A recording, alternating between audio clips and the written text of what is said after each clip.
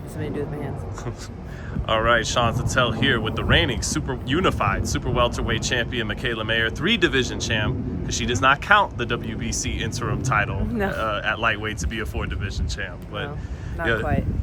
But which you gotta respect. It is kind of refreshing. But you do have to travel overseas again to defend those titles against Chantelle Cameron. You let me know this fight is barely at the junior middleweight limit of 148 pounds. So what was that about? So Chantelle had her last fight at 154.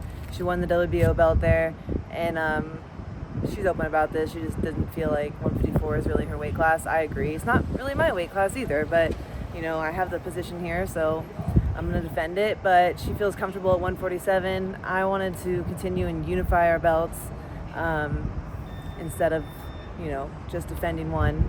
So I agreed to meet her at 148, which is just a pound over the 147-pound limit, so we can still have the belts in the line at 154. But again, I walk around at 152 anyway, so getting to 148 just happens naturally over camp. You've had to be a road warrior the last several years of your career. Fight Jonas in England, fighting this fight in Cameron's backyard. Even Mary Spencer was over there in Canada. How has that felt for you to not being able to fight stateside too often these last several fights? I mean, I really didn't overthink it. To me, even though I haven't always been lucky, you did have Sandy Ryan here. Yeah, I did have Sandy Ryan here. That was nice. Right. I'm just confident in myself now. I've always been confident in myself, but I feel like I've gotten so much better over the last couple of years, especially with bringing Kofi into my team, and I'm still getting better every day. So I just feel like no matter where I go, I have the ability to win. So it doesn't bother me. I'm just gonna have to kick ass every second of every round.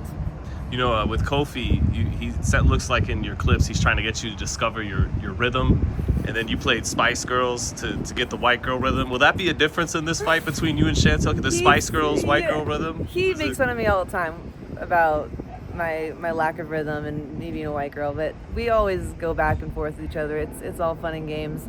But no, he's right. One of the first things when he got me was he noticed that certain mechanics were off, and that's what he really wanted to get me doing, was being able to transfer my weight, being able to punch more off my movement. Coach Al always had me boxing and turning. I'm very tall. He liked me staying tall and straight up and down, but just getting a little bit more agile and with my movement and working off my movement, so not making movements unnecessarily, right?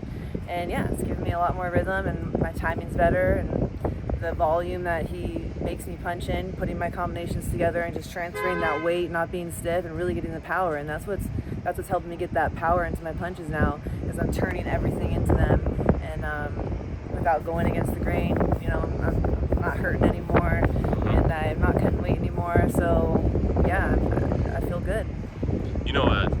It's funny. It's not funny. It is what it is. I'm being funny about it. The best lineage in boxing, period, and certainly from this country, is Black American fighters. And you train in a gym full of Black American fighters, both Coach Al Mitchell, Kofi Jantuah, even Kay Karoma. Back in the day, they were all Black American trainers, fighters, etc. What have you gotten out of that experience throughout a lot of your career, just being around that lineage? I mean, I think it's mostly my whole career, right? Mm-hmm. Coming up in this sport, not a whole bunch of blonde white girls running around the gym. Right. But shoot, I'm doing this almost 20 years now, so it's just natural to me. But no, Coach Al, Kofi, those are my family. That's what it is. But what would you say are the benchmarks, or the traits of that style that you've learned from the most? And I don't really have anything to compare it to, because I've never trained with a white person. Right. Coach Al and Kofi are so different, though. It's hard to even say that, but I don't know. They both. Coach Al really taught me how in the amateur, really I did very well in the amateurs when I was underneath him. Taught me how to stay on the angle, box and move, stay behind my jab. Certain things that I've taken into my career now, basic fundamentals, staying off the ropes, staying in the center of the ring, turning. Again, big about staying behind the jab, and all these little things that I was like so annoyed with back in the day, and now that I'm like smarter and more experienced, I'm like, wow, yeah, all that stuff was such a good foundation to have. And then Kofi's adding something completely different, which I definitely need at this stage in my career, to become a more sound pro and a more dominant pro. So I think I've had the best of both worlds with them combined. Did you know who Eric Morales was back in the day? Yeah. I don't know. Okay, so he was one of the true action heroes of his era, like never in a bad fight. Mm-hmm. And I know some fighters, they don't want that label because that does mean you're getting hit. Mm-hmm. Like, you're to land as many combinations, you have to be in range, and you're Right. gonna take some heat too.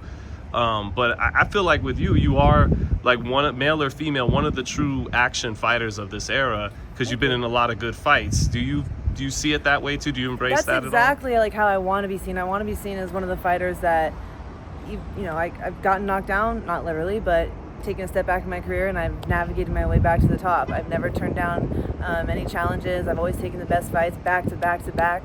I've gone to other people's territories. And you're right, I've never really had a bad fight. Like, even my 2 losses were split decisions and controversial. A lot of people thought it could have gone my way. So no one's ever kicked my ass, ever. No one's ever kicked my ass. I've never been dropped. And I think that says a lot, because I've been fighting girls at the top, at the very top for my entire career. Are you gonna kick Chantelle Cameron's ass? Like, how do you see this fight going? Yeah, I am going to kick Chantelle Cameron's ass. I wanted this fight for a long time. I think we both have those like very aggressive come forward styles. But another thing that Kofi is working with me, like you said, like sometimes in the type of fighter I am, you take a punch to give 2 or 3. Mm-hmm. Kofi's trying to help me get out of that as well.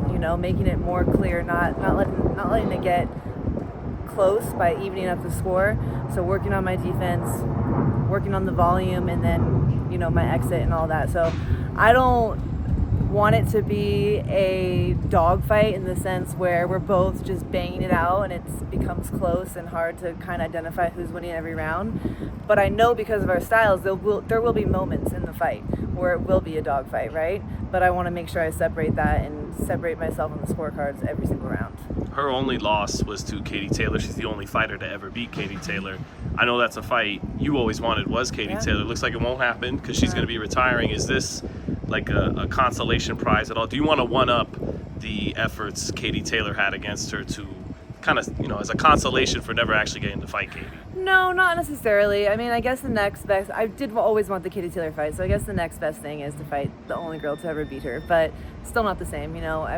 Every styles make fights, right? So, to say that I beat Chantelle Cameron doesn't necessarily mean the fight would be the same with someone like Katie Taylor. It's different styles.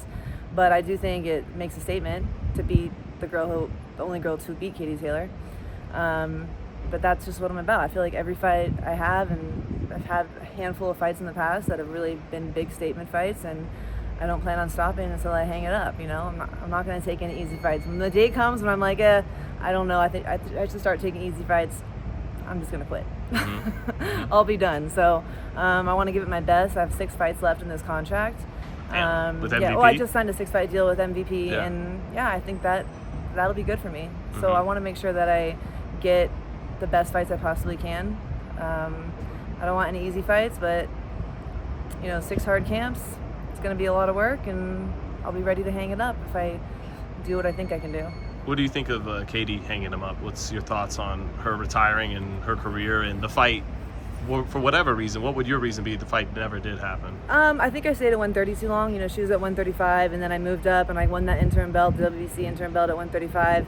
And I was said that I would get the winner of Taylor Serrano, but then they had a trilogy. So that kind of like dragged out, and I didn't want to wait around. And that's when I got the call to go to 47 and fight Natasha Jonas. And so that's just me. Just keep moving. You never know what's going to happen in boxing. Like, we all have these ideas and plans for our career, and they don't always happen. So you really just got to take one fight at a time and take the opportunities when they come your way. So that's what I had to do. And I think probably just stayed at 130 a little too long and missed that train, that Katie Taylor train. Mm-hmm. But I've had a lot of great opponents aside from her, so it's all good. Does she retire to you as the GWOAT, or is that Clarissa Shields or another fighter? Like, Clarissa can have her name. She came up with the name GWOAT. All right, she can have that. It's not really about that, but I think that Katie Taylor has done amazing things for this sport. And you can't deny that she has just, I mean, from the amateur days, like, she was the girl. Like, she was the reason why they put women's boxing into the Olympics, you know? So she goes way back, and then she's taken on a lot of challenges as a pro. Even when we thought she fell short to, like, Delphine Pursoon, she came back, did the rematch 3 times with Serrano. A couple of them were close, but I think she's great. I think she's definitely, you know, she thinks she's the greatest to do it so far. It's going to be hard to top someone like Katie Taylor.